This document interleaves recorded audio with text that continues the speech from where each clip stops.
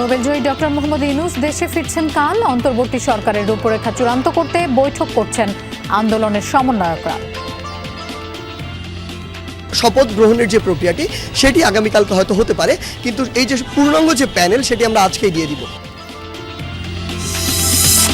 গণ অভ্যুত্থানের পর দেশের জঞ্জাল পরিষ্কারে ব্যস্ত বৈষম্য বিরোধী ছাত্র আন্দোলনের শিক্ষার্থীরা।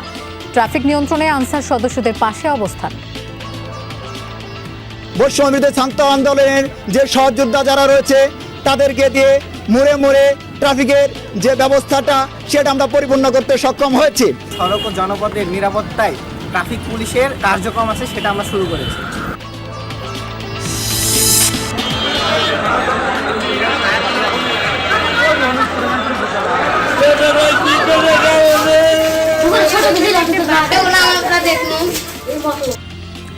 সিরাজগঞ্জে বাড়িঘর ব্যবসা প্রতিষ্ঠানে হামলা, অগ্নিসংযোগ। হবিগঞ্জে ম্যাজিস্ট্রেট আদালতে আগুন।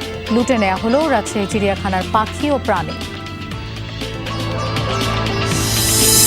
অপ্রীতিকর পরিস্থিতি এড়াতে কয়েক জেলায় দিনরাত পাহারা দিচ্ছেন স্থানীয় যুবকরা। বৈষম্যহীন মানবিক রাষ্ট্রের প্রত্যাশা।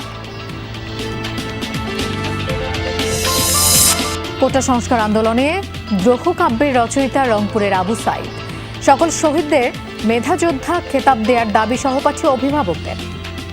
মেধাযোদ্ধার লিস্ট থাকবে এবং আবু সাইদকে অবশ্যই সেখানে বীর খেতাব একটা যুক্ত করতে হবে। এই দিন আবু সাইদ ভাইয়া মারা গেছে, ওই দিন আমাদের শোক পালন দিবস করা হোক। বীর হিসেবে বীরের মর্যাদা যেন সরকার দেয়।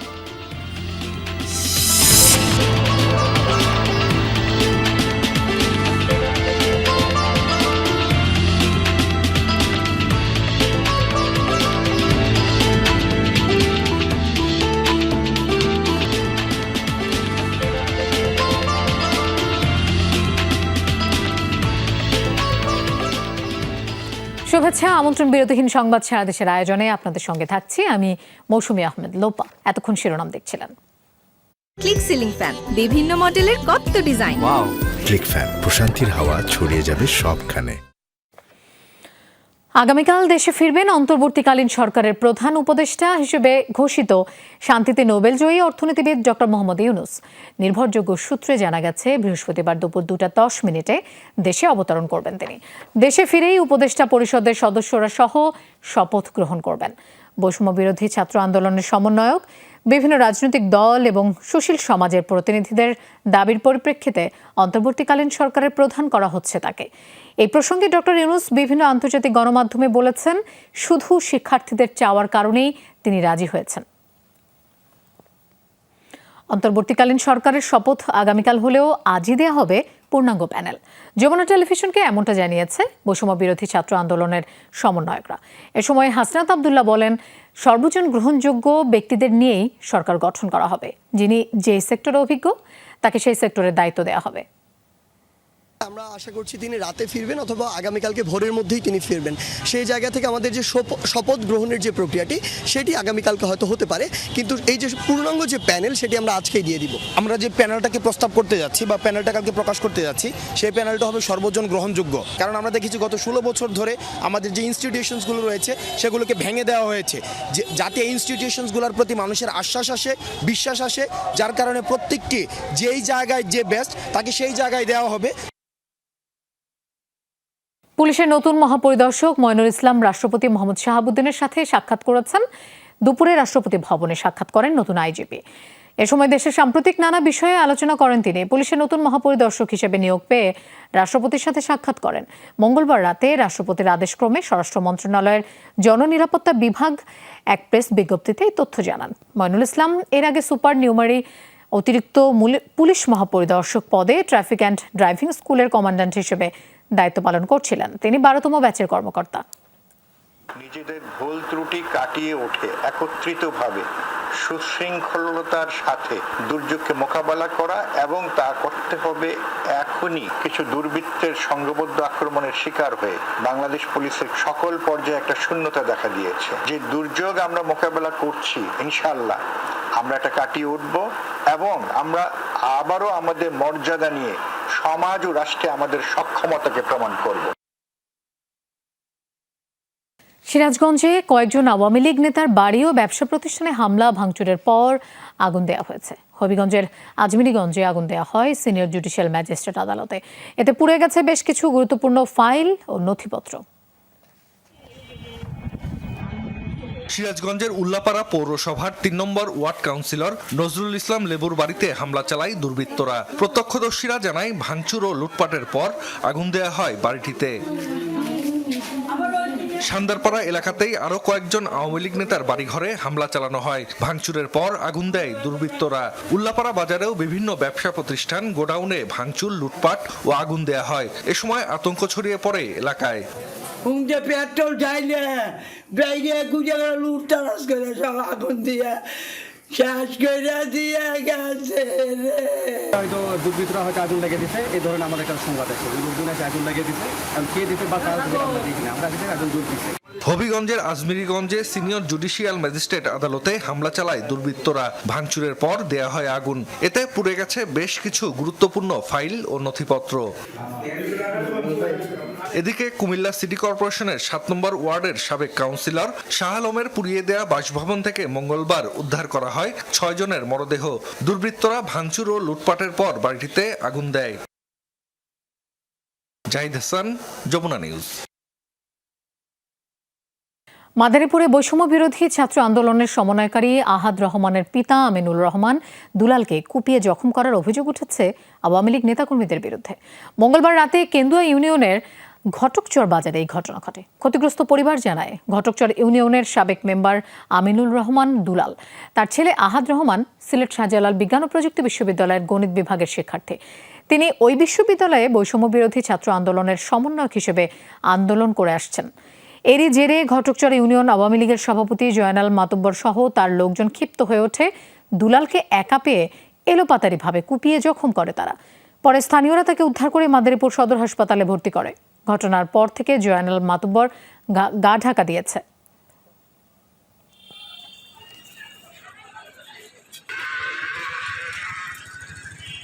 আমার ছেলে ওই কোটা আন্দোলনকারীদের মধ্যে সমন্বয়ক। এই ইস্যু ধরে যে হলো কেন্দ্র ইউনিয়নের সভাপতি, আওয়ামী লীগের সভাপতি জয়নাল মাতুব্বর এবং হ্যার ভাই আকবর মাতুব্বর হ্যার ছেলেফেলে নিয়ে হ্যার দলবল নিয়ে আমার অতর্কিত হামলা করে। এর আমি সুষ্ঠু বিচার চাই।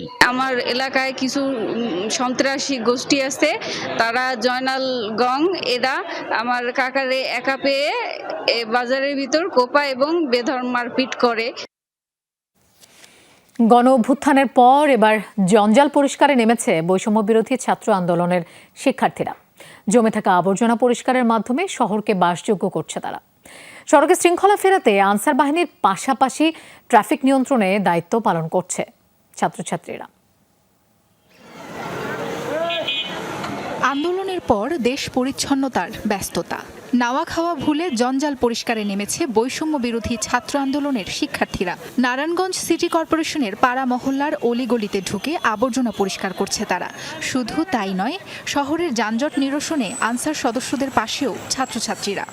অন্যায় আছে, দুর্নীতি আছে, এটা তো আবর্জনাই বলা চলে, যাতে করে একসাথে সব সাফ হয়ে যায়। আমরা কলমও ধরছি, আমরা অস্ত্রও ধরতে পারছি দেশের পরিস্থিতি বা দেশকে রক্ষা করার জন্য। এখন আমরা ঝাড়ু ধরছি যাতে দেশকে আমরা ক্লিন করতে পারি। এই পরিবেশে সুন্দর জীবন যেন সবাই গড়িয়া যাইতে, এই ভালোবাসা আজীবন যেন যতদিন আমরা বাচ্চাতে দেখতে চাই। ট্রাফিক ব্যবস্থা ঠিক রাখতে চট্টগ্রাম নগরীর বিভিন্ন পয়েন্টে দায়িত্ব পালন করছে স্কুল কলেজের শিক্ষার্থীরা।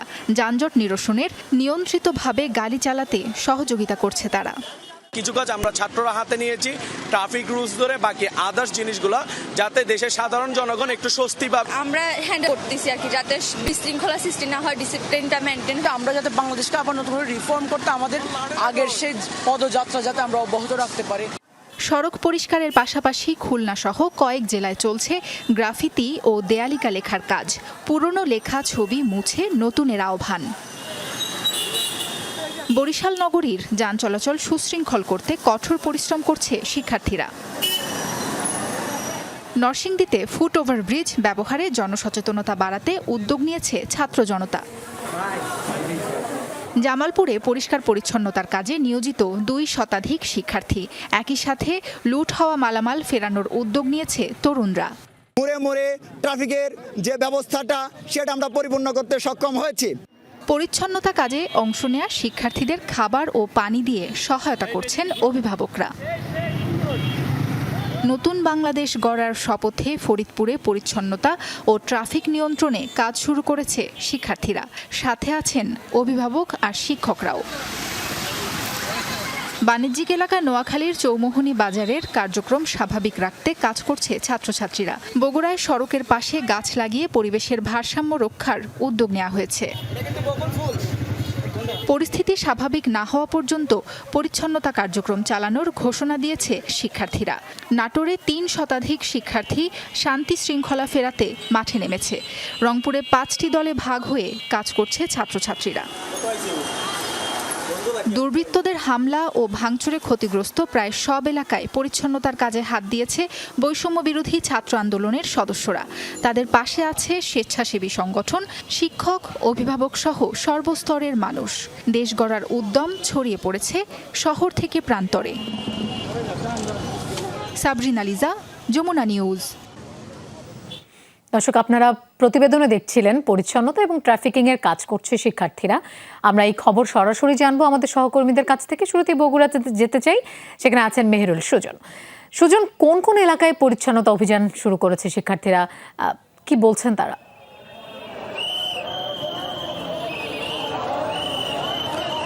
লোপা, শিক্ষার্থীরা কিন্তু গতকাল থেকেই বগুড়া শহরের যে পয়েন্টগুলোতে তারা এই কয়েকদিন ধরে আন্দোলন করেছেন, সংগ্রাম করেছেন, বিভিন্ন জায়গায় আগুন জ্বালানো হয়েছিল, এই যে পুরো শহরটি নোংরা হয়েছিল সেটি কিন্তু তারা গতকাল থেকেই পরিষ্কার করতে শুরু করেছেন, পরিষ্কার পরিচ্ছন্নতা। এবং একই সঙ্গে লোপা, আপনি নিশ্চয়ই জানেন যে যেহেতু থানার কার্যক্রম অর্থাৎ পুলিশিংটি এখনও পর্যন্ত বন্ধ হয়ে রয়েছে বিভিন্ন জায়গায় বগুড়া সহ, আমরা গতকাল থেকে দেখেছি শিক্ষার্থী যারা রয়েছেন বৈষম্য বিরোধী এই ছাত্র আন্দোলনে যারা অংশ নিয়েছিলেন তারা কিন্তু নিজ উদ্যোগে তারা গতকাল থেকেই কিন্তু বগুড়া শহরে এমনিতেই তীব্র যানজট সবসময় থাকে, তারা গতকাল থেকে এটি নিয়ন্ত্রণের চেষ্টা করছেন। এবং আমরা দেখেছি আজকেও সকাল থেকে একদম সকাল 9টার পর থেকে কিন্তু ছাত্রছাত্রীরা চলে এসেছেন। এই মুহূর্তে নিশ্চয়ই লোপা আপনি দেখতে পাচ্ছেন যে বগুড়া শহরের যে কেন্দ্রস্থল অর্থাৎ সাতমাথা বীরশ্রেষ্ঠ স্কয়ার এলাকা অত্যন্ত যানজটপূর্ণ একটি এলাকা, সেখানে কিন্তু যেখানে ট্রাফিক পুলিশ সবসময় আসলে এই ট্রাফিক সামলাতে আসলে হিমশিম খেয়ে যায়, সেখানে আমাদের শিক্ষার্থীরা কিন্তু গতকাল থেকে এটি সামলাচ্ছেন। এবং আজকেও আমরা লক্ষ্য করেছি বগুড়া শহরের কেন্দ্রস্থল সাতমাথা ছাড়াও বড়গোলা, জলেশ্বরীতলা, পিটিআই মোড়, ইয়াকুবিয়া মোড়, বিভিন্ন মোড়ে কিন্তু তারা দাঁড়িয়েছেন এবং সকাল থেকে রাত 10টা অবধি কিন্তু তারা এই দায়িত্বগুলো পালন করছেন। যানবাহন সুশৃঙ্খলভাবে চলার ক্ষেত্রে তারা দায়িত্ব পালন করছেন। পাশাপাশি স্থানীয় মানুষ যারা রয়েছেন লোপা, তারা কিন্তু এই শিক্ষার্থীদের পাশে রয়েছেন, তারা তাদের খাবার পানি এসব নিয়ে কিন্তু তারাও পাশে থেকেছেন। সব মিলিয়ে আসলে শিক্ষার্থীরা চেষ্টা করছেন একটি সুশৃঙ্খল শহর যাতে গড়ে ওঠে, সেই চেষ্টা, সেই শুরুটা কিন্তু তারা করেছেন। সুজন, সত্যি প্রশংসনীয় উদ্যোগ নিয়েছে শিক্ষার্থীরা। আপনাকে ধন্যবাদ আমাদের সাথে যোগ দেওয়ার জন্য। আমরা এবার মুন্সিগঞ্জের খবর জানবো। আরাফাত রাহান সাকিব আছেন সেখানে। সাকিব, সড়কের ট্রাফিক ব্যবস্থার চিত্র একটু জানতে চাই, দেখতে চাই, শিক্ষার্থীরা কি করছেন এবং তারা কি বলছেন। লোপা, একেবারেই ভিন্ন চিত্র। পুলিশ, আইন শৃঙ্খলা বাহিনী কিংবা ট্রাফিকের কেউ নেই, তবে শহরের এই যে ব্যস্ততম যে পয়েন্ট অর্থাৎ সুপার মার্কেট চত্বর, সেখানে কোনো যানজটেরও কিন্তু চিত্র নেই। এবং শিক্ষার্থীরা যারা আসলে বৈষম্য বিরোধী আন্দোলন এবং বিভিন্ন দফায় যারা আন্দোলন করেছে তারাই কিন্তু আসলে এই যে জনগণের দুর্ভোগ লাঘব করার জন্য, যানজট নিরসন করার জন্য এই মুহূর্তে মাঠে নেমে পড়েছে। মূলত আজকে সকাল থেকে আসলে আমরা দেখতে পাচ্ছি এই যে সুপার মার্কেট চত্বর সেটি সহ কিন্তু মুন্সিগঞ্জের বিভিন্ন পয়েন্ট, কাচারি, পেট্রোল পাম্প, সিপাহী পাড়া, সেই সব সড়কগুলোতে কিন্তু এই শিক্ষার্থীরা দলবদ্ধ হয়ে কিন্তু তারা আসলে মাঠে নেমেছে। তারা আসলে এই যে সড়ক পথের যে যানবাহনের ট্রাফিক নিয়ন্ত্রণের জন্য কিন্তু তারা কাজ করে চলেছে এবং তাদের এই কাজের মাধ্যমে কিন্তু একটি স্বস্তিদায়ক একটি চিত্র এই মুহূর্তে তৈরি হয়েছে। কারণ যেসব যানবাহন যানবাহন এই পথ দিয়ে পূর্বে যেত সেসবকে কিন্তু আসলে ভোগান্তিতে পোহাতে হতো, কিন্তু তারা কিন্তু যারা এই মুহূর্তে আসলে দায়িত্ব নিয়েছে তারা কিন্তু কিছুটা মানুষের দুর্ভোগ লাঘবের জন্য থেমে থেমে কিন্তু আসলে মোড় থেকে যানবাহন ছাড়ছে। সেক্ষেত্রে কিন্তু বড় ধরনের কোনো ধরনের যানজট নেই এবং মানুষ কিন্তু অনেকটা স্বস্তি নিয়েই কিন্তু আসলে এই পথে প্রান্তরে ছুটে বেড়াচ্ছে, যেখানে পুলিশের কোনো চিত্র নেই। এবং একই সাথে এখানে ছেলেরা যেমন কাজ করছে, অর্থাৎ ছাত্ররা যেমন কাজ করছে, ছাত্রীরাও কিন্তু সমান তালে কাজ করছে এবং সকাল দুপুর গড়িয়ে সন্ধ্যা আসলেও কিন্তু তারা অনবরত এই ট্রাফিক ব্যবস্থা নিয়ন্ত্রণের জন্য চেষ্টা চালিয়ে যাচ্ছে। এবং তারা বলছে যতদিন না পর্যন্ত ট্রাফিক ব্যবস্থায় কাউকে নিয়োগ না করা হচ্ছে তারা এখানে থাকবে, তবে দ্রুতই তারা এই ট্রাফিক ব্যবস্থা নিয়ন্ত্রণের জন্য কাউকে নিয়োগ করার জন্য দাবিও তুলেছেন। লোপা। সাকিব, আপনাকেও ধন্যবাদ আমাদের সাথে যোগ দেওয়ার জন্য। বিভিন্ন ব্যবসা প্রতিষ্ঠানে হামলা ও লুটপাটের ঘটনায় এবং ধর্মীয় উপাসনালয় রক্ষায় আজও রাতভর পাহারায় ছিলেন বিভিন্ন এলাকার সাধারণ মানুষ এবং শিক্ষার্থীরা। শেরপুরে 200 বছরের পুরনো রঘুনাথ জিওর মন্দিরে লোকজন নিয়ে পাহারায় ছিলেন মাদ্রাসা শিক্ষক এবং স্থানীয় মসজিদের ইমাম মাহবুবুর রহমান। অন্যান্য উপাসনালয়েও গত 2 রাত ধরে একই চিত্র। সরকার পতনের পর দুর্বৃত্তদের হামলা, লুটপাট রোধ, সাধারণ মানুষের জানমালের নিরাপত্তায় শিক্ষার্থী সহ মাদ্রাসা শিক্ষক, মুসল্লি ও স্থানীয়দের এমন উদ্যোগ। সময় কাটাতে সড়কে চলে ক্রিকেট খেলা। জেলায় এখন পর্যন্ত কোনো মন্দির বা উপাসনালয়ে অপ্রীতিকর ঘটনার খবর মেলেনি। আমরা সকলে ব্যবসায়ী একত্রিত হয়ে রাত্রে যেন কোনো দোকানপাট লুটতরাজ না হয় এইটা এই প্রতিবন্ধক সৃষ্টি করছে। এরপরে গোয়ালপট্টি মোড়ে আমাদের সংখ্যালঘু হিন্দু ভাইরা রয়েছে, ওনাদের মন্দির রয়েছে, এনাদের কেউ আক্রমণ না করতে পারে আমরা প্রতিরোধ গড়ে তুলে রাখছি। গত রাতেও আমরা পাহারা দিয়েছিলাম প্রত্যেকটা মন্দির, আজকে আমাদের টিম হিসাবে আমরা পাহারা দিচ্ছি।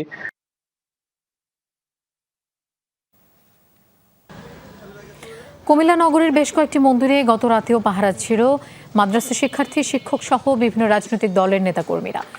রাত 10টা থেকে কান্দিরপাড়, কাত্তয়ানী কালীবাড়ি, রাজরাজেশ্বরী কালীবাড়ি ও রাম ঠাকুর আশ্রমে ছিল কড়া পাহারা। গির্জাগুলোতেও ছিল নিরাপত্তা। তবে চলমান সহিংসতায় এখনো আতঙ্কে ভিন্ন ধর্মাবলম্বীরা।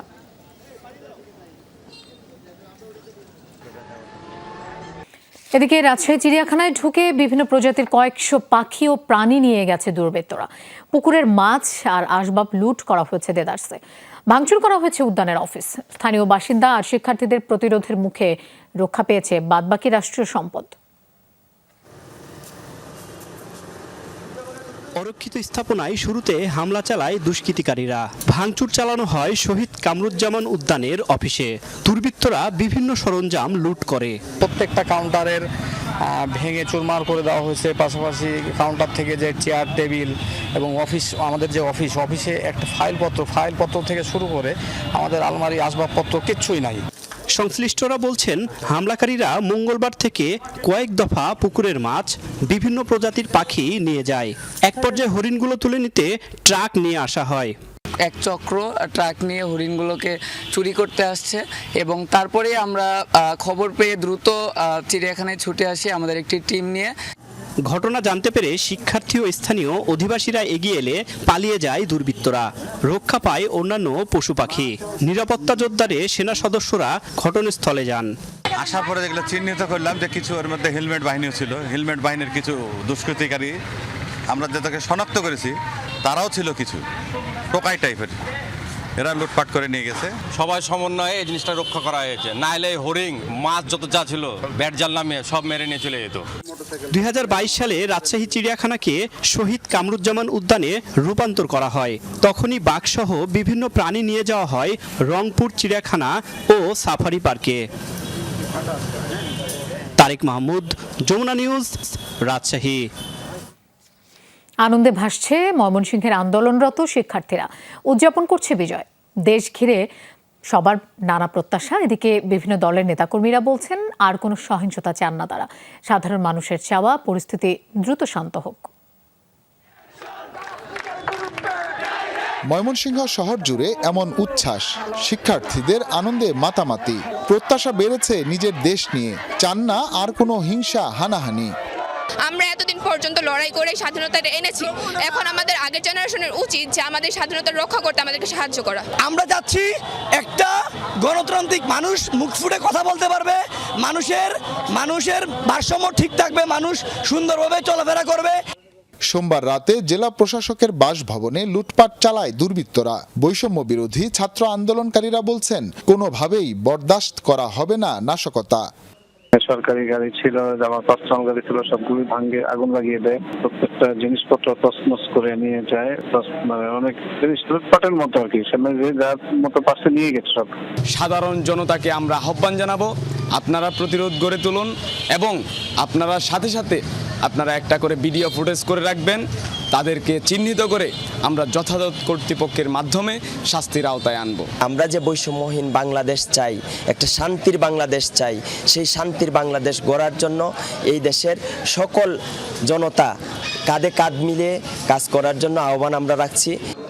আন্দোলনকারীদের সাথে একাত্মতা জানিয়েছে বিএনপি সহ রাজনৈতিক দলগুলো। কোনোভাবেই কোনো অঘটন, কোনো অপকর্ম করা যাবে না। যারা করবেন, দলের যত বড় নেতাই হোক, তাদেরকে চিহ্নিত করে দলের আইনানুগ সাংগঠনিক ব্যবস্থা জনাব তারেক রহমান নেবে। সবাইকে বলেছি, আপনারা সবাই ব্যবসা বাণিজ্য দোকানপাট খোলেন, আমরা সবাই মিলে পাহারা দিব, কোনো দুর্বৃত্ত, কোনো দুষ্কৃতকারী আপনাদের কোনো কিছু করতে পারবে না। সাধারণ মানুষের নিরাপত্তায় দেশ জুড়ে টহলে আছে সেনাবাহিনী। হুসাইন শাহিদ, যমুনা নিউজ, ময়মনসিংহ। বৈষম্য বিরোধী ছাত্র আন্দোলনের সমন্বয়ক শহীদ মাহবুবুর রহমানের নামে শেরপুর কলেজ মোড়কে মাহবুব চত্বর ঘোষণা দিয়ে সমাবেশ করেছে শিক্ষার্থীরা। সমাবেশে বক্তারা জানান, নতুনভাবে দেশ গড়তে সরকারের পাশাপাশি মাঠে থাকবে শিক্ষার্থীরাও। শিক্ষার্থীদের আন্দোলন ঠেকাতে সরকারি গাড়ি চাপা দিলে শেরপুরে প্রথম শহীদ হন সমন্বয়ক মাহবুব। দরিদ্র পরিবারের একমাত্র উপার্জনক্ষম ব্যক্তি ছিলেন মাহবুব। পড়াশোনার পাশাপাশি সে একটি কম্পিউটার প্রশিক্ষণ ল্যাব পরিচালনার দায়িত্বে ছিলেন। সমাবেশ থেকে শিক্ষার্থীরা ওই গাড়ি চালক এবং গাড়িতে থাকা ম্যাজিস্ট্রেটের বিচার দাবি করেন।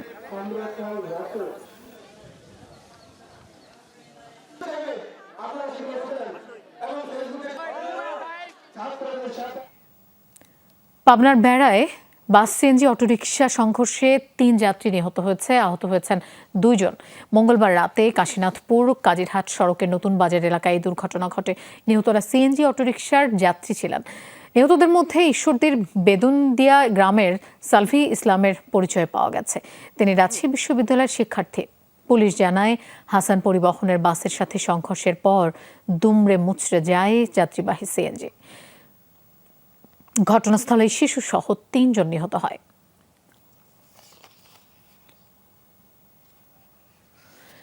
মেহেরপুরের গাংনীতে আধিপত্য বিস্তারকে কেন্দ্র করে সংঘর্ষের ঘটনায় নাহারুল ইসলাম নামে একজনের মৃত্যু হয়েছে। এতে উভয় পক্ষের অন্তত 5 জন আহত হয়েছে। মঙ্গলবার রাতে উপজেলার বাউট গ্রামে এই ঘটনা ঘটে। স্থানীয়রা জানান, গতকাল সকালে বিজয় মিছিল করে বাউট গ্রামের বিএনপি নেতাকর্মীরা। এ সময় উপস্থিত হন নাহারুল ইসলাম সহ পরিবারের লোকজন। তাদের দেখে উত্তেজিত হন বিএনপি নেতাকর্মীরা। গত 10 বছর আওয়ামী লীগের রাজনীতিতে যুক্ত ছিলেন নাহারুলের ভাই এনামুল হক। এই নিয়ে সংঘর্ষে জড়ায় আহত হয় 2 পক্ষের সমর্থকরা। পরে তাদের উদ্ধার করে হাসপাতালে নেয়ার পথে নাহারুলের মৃত্যু হয়।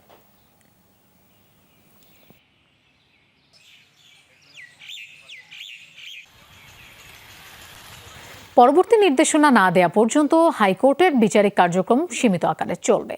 বৃহস্পতিবার থেকে সরাসরি কিংবা ভার্চুয়ালি অর্থাৎ সুবিধাজনক উপায়ে বিচারিক কার্যক্রম চলবে বলে জানিয়েছে সুপ্রিম কোর্ট প্রশাসন। গণমাধ্যমে পাঠানো এক বিজ্ঞপ্তিতে বলা হয়েছে, ঘোষণা না দেয়া পর্যন্ত বন্ধ থাকবে আপিল বিভাগের বিচারিক কার্যক্রম। তবে এ সময়ের মধ্যে আপিল বিভাগের বিচারপতি মোহাম্মদ আশফাকুল ইসলাম চেম্বার জজ হিসেবে দায়িত্বরত থাকবেন। তিনিও বৃহস্পতিবার থেকে সরাসরি কিংবা ভার্চুয়াল চেম্বার কোর্টের বিচারিক কার্যক্রম পরিচালনা করবেন। চলতি সপ্তাহের শুরু থেকেই বন্ধ আছে সুপ্রিম কোর্টের বিচারিক কার্যক্রম। 11 আগস্ট থেকে এইচএসসি পরীক্ষা নেওয়ার সিদ্ধান্ত স্থগিত করা হয়েছে। সময়সূচি পরে প্রকাশ করা হবে বলে জানানো হয়েছে শিক্ষা মন্ত্রণালয় থেকে। দেশে চলমান পরিস্থিতির আলোকে এই সিদ্ধান্ত নেওয়া হয়েছে কোটা সংস্কার আন্দোলনকে কেন্দ্র করে। ঘটা সহিংসতার মধ্যে প্রথমে 18 জুলাই স্থগিত হয় এইচএসসি পরীক্ষা। এরপর 21, 23 ও 25 জুলাইয়ের পরীক্ষাও স্থগিত হয়। এরপর আরেক দফায় 28 জুলাই থেকে 1 আগস্ট পর্যন্ত পরীক্ষা স্থগিত করা হয়। পরে সিদ্ধান্ত হয় 11 আগস্ট থেকে নতুন সময়সূচিতে এইচএসসি ও সমমানের পরীক্ষা নেওয়া হবে। তার আগ পর্যন্ত স্থগিত করা হয় সব শিক্ষা বোর্ডের পরীক্ষা। প্রায় 48 ঘন্টা বন্ধ থাকার পর চাঁদপুরে স্বাভাবিক হয়েছে লঞ্চ চলাচল। যাত্রী সংকটে সকাল থেকে দুপুর পর্যন্ত মাত্র 5টি যাত্রীবাহী লঞ্চ ঢাকার উদ্দেশ্যে ছেড়ে গেছে। তবে বেলা বাড়ার সাথে সাথে যাত্রীদের উপস্থিতি বাড়তে থাকে। বিআইডব্লিউটিএ কর্তৃপক্ষের দাবি, দেশের চলমান পরিস্থিতিতে জনমনে সৃষ্ট আতঙ্ক কমে গেলে যাত্রী সংখ্যা বাড়বে এবং লঞ্চ চলাচল পুরোপুরি স্বাভাবিক হবে। ইমিগ্রেশন পুলিশের কর্মবিরতি সাময়িকভাবে স্থগিতের পর আখাউড়া চেকপোস্ট দিয়ে সীমিত পরিসরে যাত্রী পারাপার শুরু হয়েছে। এর আগে সকাল 9টা থেকে দুপুর 1টা পর্যন্ত আখাউড়া ইমিগ্রেশন চেকপোস্টে সীমান্ত পথে যাত্রী পারাপার কার্যক্রম বন্ধ রাখে কর্তৃপক্ষ। ইমিগ্রেশন পুলিশ জানায়, সারা দেশে পুলিশ সদস্যদের উপর হামলা, হত্যা এবং অগ্নিসংযোগের ঘটনায় নিরাপত্তাহীনতায় তারা। তবে মানবিক কারণ এবং জরুরি প্রয়োজনের যাত্রীদের সীমিত পরিসরে পারাপার শুরু হয়েছে। সকাল থেকে আমরা 4 ঘন্টা ইমিগ্রেশন কার্যক্রম বন্ধ রাখি। শুধুমাত্র ভারতের নাগরিক যারা বাংলাদেশে আছেন তাদের বহির্গমনের জন্য এবং বাংলাদেশের নাগরিক যারা জরুরি চিকিৎসার জন্য ভারতে যাচ্ছেন তাদের জন্য মানবিক কারণে আমরা ইমিগ্রেশন কার্যক্রম শুরু করি। এখানে যেহেতু কর্মবিরতির একটা বিষয় শুনতে পেয়েছি, তাই এখানে আমি আসলাম, সরজমিনে দেখলাম। আমি স্বাভাবিক কার্যক্রমটি গতিশীল রাখার জন্য তাদেরকে অনুরোধ জানাচ্ছি। যে মাটি থেকে একালে নুরুল দিন জেগে ওঠার ডাক দিয়েছিলেন, সেখান থেকেই নতুন বাংলাদেশের উত্তরণ ঘটিয়েছেন আবু সাইদ। কোটা সংস্কার আন্দোলন চলাকালে প্রথম শহীদ তিনি। তাকে বলা হচ্ছে আন্দোলন আর দ্রোহ কাব্যের রচয়িতা। তার 2 হাত তুলে শাসকের বন্দুকের সামনে দাঁড়িয়ে থাকার দৃশ্য নিরন্তর উদ্দীপনা দিয়ে যাচ্ছে শিক্ষার্থীদের। অভিভাবক আর সহপাঠীদের চাওয়া, সাইদ সহ সকল শহীদকে জাতীয় মেধা যোদ্ধার বীর খেতাব দেয়া হোক। জাতীয় বীরের স্বীকৃতি ও সাহসের ইতিহাস সংরক্ষণের দাবি শিক্ষকদেরও।